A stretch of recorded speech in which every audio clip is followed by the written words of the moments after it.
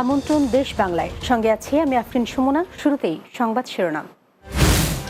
গোপালগঞ্জের মুকসুদপুর পৌরসভার রাস্তাঘাটের বেহাল দশা, দৈনন্দিন চলাচলে চরম দুর্ভোগের স্থানীয়রা, দ্রুত সংস্কার কাজ শুরুর আশ্বাস কর্তৃপক্ষের। এবং কৃষি জমিতে অপরিকল্পিতভাবে পুকুর খননের কারণে অতিবৃষ্টির পানি জমে ঝিনাইদহে অনেক মাঠে জলাবদ্ধতা, ফসলের ক্ষতির শঙ্কা, ব্যবস্থা নেবে কৃষি বিভাগ।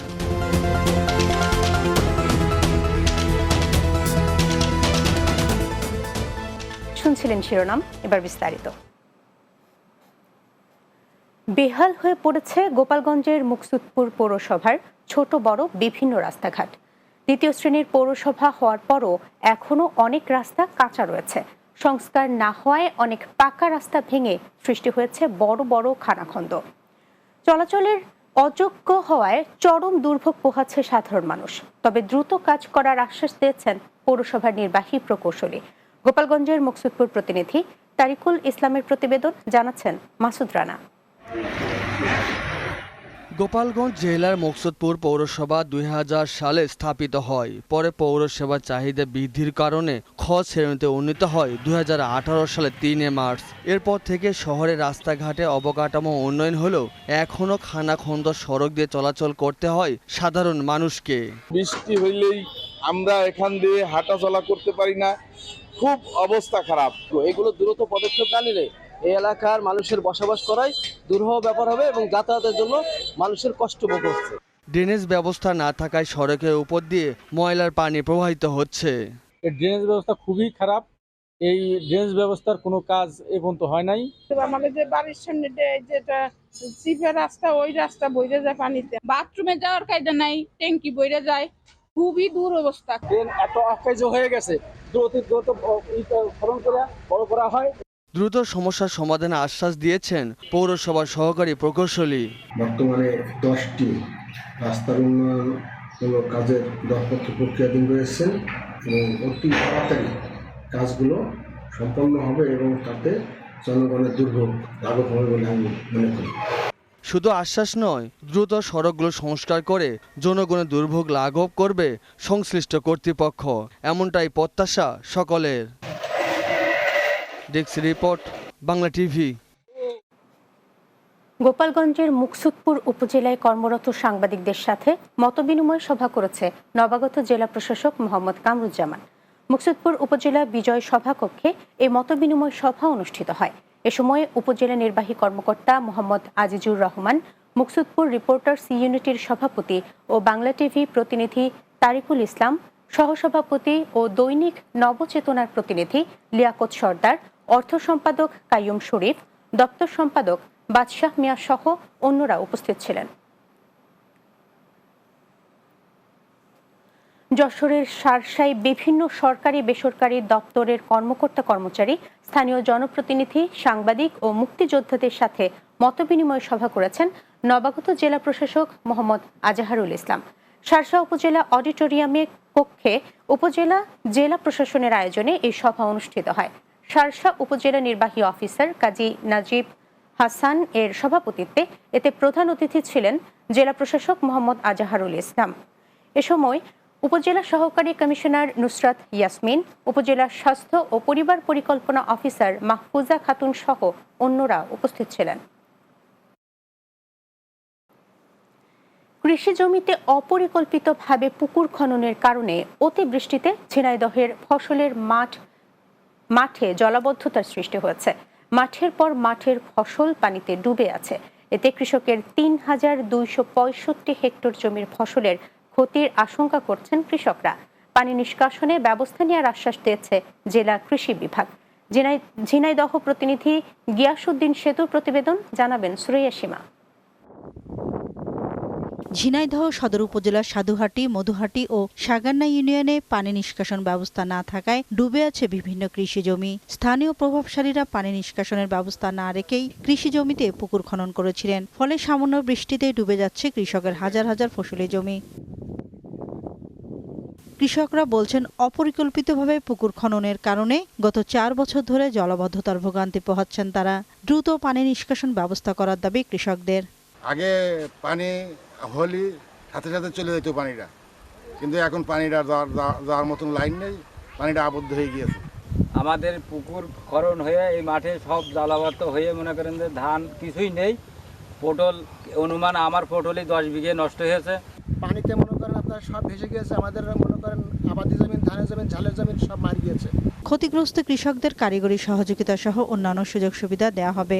এই প্রাকৃতিক দুর্যোগ পরবর্তী সময়ে যে ফসলের পরিচর্যা এবং পানি নেমে যাওয়ার জন্য যে কার্যক্রমগুলো নেওয়া দরকার সে ব্যাপারে আমরা পদক্ষেপ নিচ্ছি আমরা, এবং পরবর্তী সময়ে যেসব চাষি ক্ষতিগ্রস্ত হবেন তাদেরকে প্রণোদনা কর্মসূচির মাধ্যমে এই ক্ষতি পুষিয়ে নেওয়ার জন্য আমরা মহামান্য সরকারের কাছে আমরা প্রতিবেদন প্রেরণ করেছি। কৃষি বিভাগের তথ্য মতে অতিবৃষ্টিতে ঝিনাইদহে ৩,২৬৫ হেক্টর জমির ফসলের ক্ষতির আশঙ্কা রয়েছে। Desk report, Bangla TV. নোয়াখালীতে বন্যা দুর্গত এলাকায় বন্যার্তদের মাঝে বিএনপির পক্ষ থেকে ত্রাণ সামগ্রী বিতরণ করা হয়েছে। নোয়াখালীর বেগমগঞ্জ উপজেলা একলাশপুর ইউনিয়নে বন্যার্তদের মাঝে এসব ত্রাণ সামগ্রী বিতরণ করা হয়। এতে প্রধান অতিথি ছিলেন কেন্দ্রীয় বিএনপির vice chairman Barkatullah Bulu. Union বিএনপির সভাপতি মহিন উদ্দিন টিপুর সভাপতিত্বে এতে উপস্থিত ছিলেন জেলা বিএনপির সদস্য শামীমা বরকত লাখি সহ অনেকেই উপস্থিত ছিলেন। মাধ্যমিক স্তরের বেসরকারি শিক্ষা প্রতিষ্ঠান জাতীয়করণ, জোরপূর্বক প্রধান শিক্ষকদের পদত্যাগ না করানো সহ বিভিন্ন দাবিতে গাজীপুরের কালিয়াকৈরে মানববন্ধন করেছে উপজেলা মাধ্যমিক শিক্ষা পরিবার। কালিয়াকৈর উপজেলা মাধ্যমিক শিক্ষা পরিবারের আয়োজনে উপজেলা পরিষদ চত্বরে মানববন্ধন অনুষ্ঠিত হয়। এতে বক্তব্য রাখেন উপজেলা মাধ্যমিক শিক্ষক সমিতির সাধারণ সম্পাদক আতোয়ার রহমান, শেওড়াতলী ভুবনেশ্বরী বালিকা উচ্চ বিদ্যালয়ের প্রধান শিক্ষক মোহাম্মদ সিরাজুল ইসলাম বকশি সহ অন্যরা। পরে তারা উপজেলা নির্বাহী কর্মকর্তার মাধ্যমে শিক্ষা উপদেষ্টা বরাবর স্মারকলিপি পেশ করেন।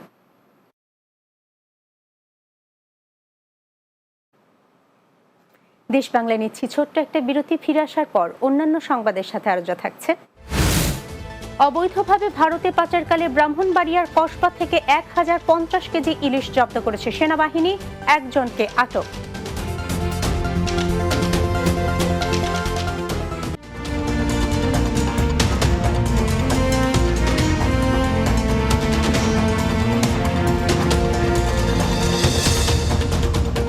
বিরতির পর দেশ বাংলায় স্বাগত আরও একবার। অবৈধভাবে ভারতে পাচারকালে ব্রাহ্মণবাড়িয়ার কসবায় অভিযান চালিয়ে 1050 কেজি ইলিশ মাছ জব্দ করেছে সেনাবাহিনী। উপজেলার বিনাউটে ইউনিয়নের আদ্রা গ্রামের ভেতর দিয়ে একটি পিকআপে করে এসব ইলিশ মাছ ভারতে পাচারের উদ্দেশ্যে নিয়ে যাওয়ার তথ্য পেয়ে সেখানে অভিযান চালিয়ে পিকআপ সহ মাছগুলো জব্দ করে সেনাবাহিনী। এ সময় সারোয়ার আলম নামে একজনকে আটক করা হয়। কেরানীগঞ্জে বিএনপি নেতার চাঁদাবাজি, ভাঙচুর ও মারধরের প্রতিবাদে সংবাদ সম্মেলন করেছে ভুক্তভোগী ব্যবসায়ী শামসুল হক। কেরানীগঞ্জের কদমতলী এলাকায় সংবাদ সম্মেলন করেন তিনি। এ সময় ব্যবসায়ী শামসুল হক জানান, কদমতলী এলাকায় তার ক্রয়কৃত জায়গায় নির্মাণ কাজ শুরুর পর থেকেই স্থানীয় বিএনপি নেতা মোহাম্মদ বাহার ও মোহাম্মদ মিরাজ 20 লক্ষ টাকা চাঁদা দাবি করে। চাঁদা দিতে রাজি না হওয়ায় গত মঙ্গলবার একদল সন্ত্রাসী দেশীয় অস্ত্র নিয়ে এসে ব্যবসায়ীর ছেলেকে মারধর ও ভাঙচুর করে। ভুক্তভোগী এ ঘটনায় থানায় অভিযোগ করেন এবং ন্যায় বিচারের দাবি করেছেন। ভোলায় নার্সদের পদায়নের এক দফা দাবি বাস্তবায়নের জন্য স্মারকলিপি দিয়েছে ভোলার কর্মরত নার্সিং কর্মকর্তা শিক্ষার্থীরা। জেলা প্রশাসক কার্যালয়ে জেলা নার্সিং ও মিড ওয়াইফারি সংস্কার পরিষদের ও 250 শয্যা বিশিষ্ট জেলা হাসপাতালের নার্সদের একটি প্রতিনিধি দল জেলা প্রশাসকের কার্যালয়ে এক দফা দাবির স্মারকলিপি প্রদান করেন। এ সময় জেলা প্রশাসকের পক্ষে স্মারকলিপি গ্রহণ করেন অতিরিক্ত জেলা প্রশাসক মোহাম্মদ মঞ্জুর হোসেন। ব্রাহ্মণবাড়িয়ার বাঞ্ছারামপুরে শাহ রাহাত আলী উচ্চ বিদ্যালয়ের 7ম শ্রেণীর শিক্ষার্থীকে ধর্ষণের প্রতিবাদে দোষীর ফাঁসির দাবিতে মানববন্ধন অনুষ্ঠিত হয়েছে। শাহ রাহাত আলী উচ্চ বিদ্যালয়ের ছাত্রছাত্রী ও শিক্ষক কর্মচারীর আয়োজনে মানববন্ধনে শিক্ষার্থী অংশগ্রহণ করেন। এতে উপস্থিত ছিলেন শাহ রাহাত আলী উচ্চ বিদ্যালয়ের প্রধান শিক্ষক আব্দুল করিম, সহকারী প্রধান শিক্ষক শাহিন কাদির, সিনিয়র শিক্ষক দারুস সালাম, আব্দুল করিম, মোহাম্মদ মহিউদ্দিন সরকার সহ বিদ্যালয়ের সাধারণ শিক্ষার্থীরা। সিলেটের বালাগঞ্জ উপজেলায় পবিত্র ঈদে মিলাদুন্নবী উপলক্ষে বাংলাদেশ আঞ্জুমানে তালামিজে ইসলামিয়ার উদ্যোগে মোবারক র্যালি অনুষ্ঠিত হয়েছে। র্যালিটি বালাগঞ্জ বাজার প্রদক্ষিণ করে পূর্ব বাজার জামে মসজিদে মিলাদ মাহফিলে মিলিত হয়।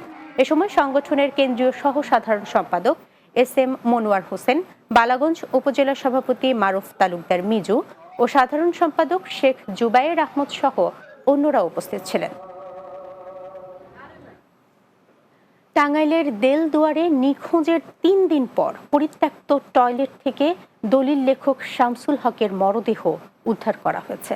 উপজেলার পাথরাইল ইউনিয়নের মঙ্গলহোড় গ্রামের দলিল লেখক শামসুল হক মিয়া শনিবার থেকে নিখোঁজ ছিলেন।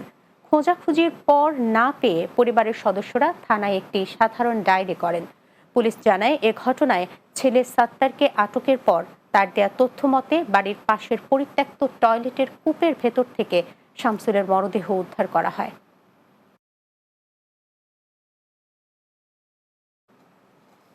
শেষ করছি দেশ বাংলা। যাবার আগে শিরোনামগুলো জানিয়ে দিচ্ছি আরও একবার। গোপালগঞ্জের মুকসুদপুর পৌরসভার রাস্তাঘাটের বেহাল দশা, দৈনন্দিন চলাচলে চরম দুর্ভোগে স্থানীয়রা, দ্রুত সংস্কার কাজ শুরুর আশ্বাস কর্তৃপক্ষের। কৃষি জমিতে অপরিকল্পিতভাবে পুকুর খননের কারণে অতিবৃষ্টির পানি জমে ঝিনাইদহে অনেক মাঠে জলাবদ্ধতা, ফসলের ক্ষতির শঙ্কা, ব্যবস্থা নেবে কৃষি বিভাগ। এবং অবৈধভাবে ভারতে পাচারকালে ব্রাহ্মণবাড়িয়ার কসবা থেকে 1050 কেজি ইলিশ জব্দ করেছে সেনাবাহিনী, একজনকে আটক।